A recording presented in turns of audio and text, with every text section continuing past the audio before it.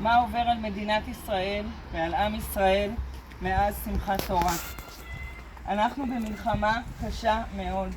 טלטלה גדולה עוברת על כולנו. כולם מגויסים בדרום וגם בצפון. חיילינו נלחמים בגבורה עילאית ומצליחים ברוך השם לעמוד בכל המשימות הקשות שעומדות בפניהם.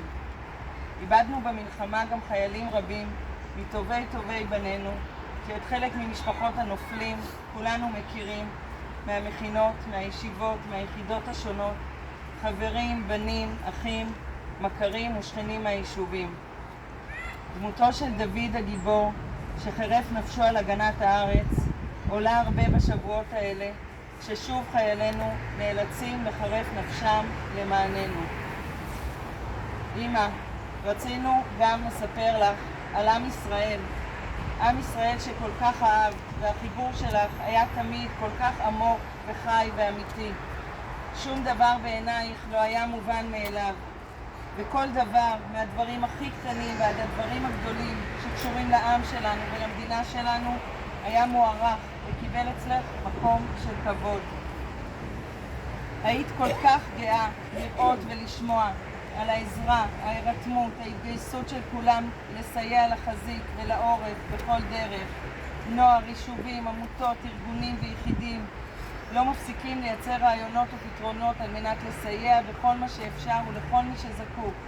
חיילים, משפחות שכולות, פצועים, משפחות החטופים והמפונים הרבים שפזורים ברחבי הארץ.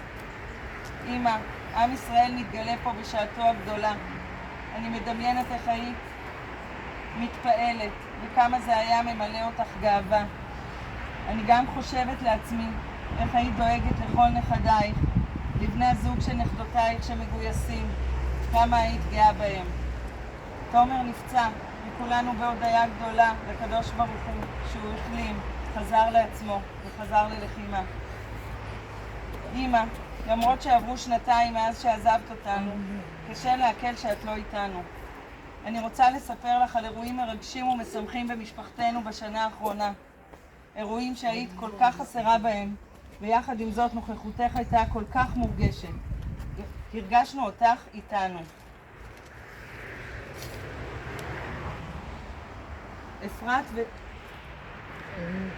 אפרת ודני והדר ויובל נכנסו לביתם החדש.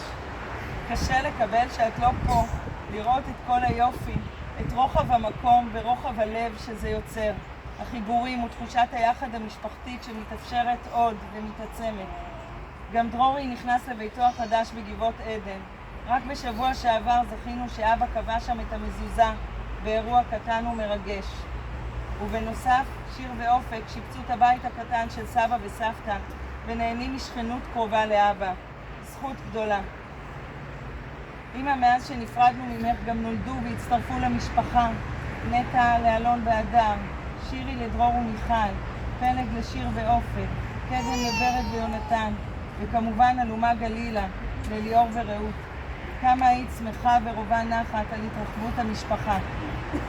ולבסוף אמא, זכינו השנה לחגוג את בר המצווה של נווה המתוק, שכל כך התקדם ואפילו קרא בתורה. ההתרגשות הייתה עצומה, עין לא נשארה יבשה. הרגשנו אותך מלמעלה, מתבוננת, מתרגשת, וגאה בנווה שכל כך אהבת, כמה השקעת בו, לימדת אותו, טיפחת אותו, האמנת בו, וסחפת את כולנו אחרייך. עוד אני רוצה לספר לך, אמא, על אבא הגיבור שלנו, שעם כל הגעגוע והחסר הגדול, הוא כל כך פעיל בהרבה מאוד דברים. לומד, מלמד, שותף לסיורים של טל, מבלה עם חברים, שומר על קשרים, ועוזר המון להדר עם הנכדים. אבא מלווה אותנו, תומך, תמיד עוזר בכל מה שאפשר, ונמצא שם עבורנו בשמחה ואהבה גדולה. בעזרת השם לעוד הרבה שנים בבריאות טובה. אמא, אני מתגעגעת, כולנו מתגעגעים, להתעניינות שלך, להתפעלות שלך מכל אחד ואחת מאיתנו, מבגד חדש שקנינו ועד הדברים הגדולים של החיים שכל אחד מאיתנו פועל ועושה, כל אחד במקומו, כל אחד במקומה. אנחנו מתגעגעים לשמוע ממך דבר תורה מעניין ששמעת או קראת, לשמוע זווית מעניינת וחכמה על אירועים כאלה ואחרים שקורים בארץ, פוליטיקה. מתגעגעים לאכפתיות, לדאגה ולנכונות להתגייס לכל עזרה שצריך.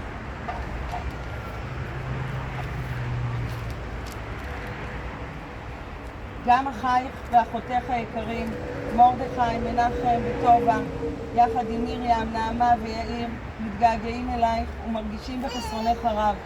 הם מלווים אותנו, דואגים לנו תמיד, מתעניינים ונכונים לעזור. ואיתם גם יזרעאלה וזהבה, הדודות המקסימות שהיו לך כאחיות, וכמובן כל חברייך וחברותייך מהכפר, שמזכירים אותך ואת חסרונך בכל הזדמנות ומפגש. כולם מתגעגעים אלייך מאוד. אמא יקרה ואהובה, והנה מליצת יושר על כולנו. יחד עם הסבים והסבתות ויחד עם דוד, אתם כוח גדול שם ליד כיסא הכבוד. תתפללו, בעיקר בעת הזאת, שיחזור השקט והביטחון. תתפללו על כל עם ישראל, על כל החיילים והחטופים שישובו בשלום הביתה. החלמה מהירה לפצועים ועל כולנו כל אוהביי.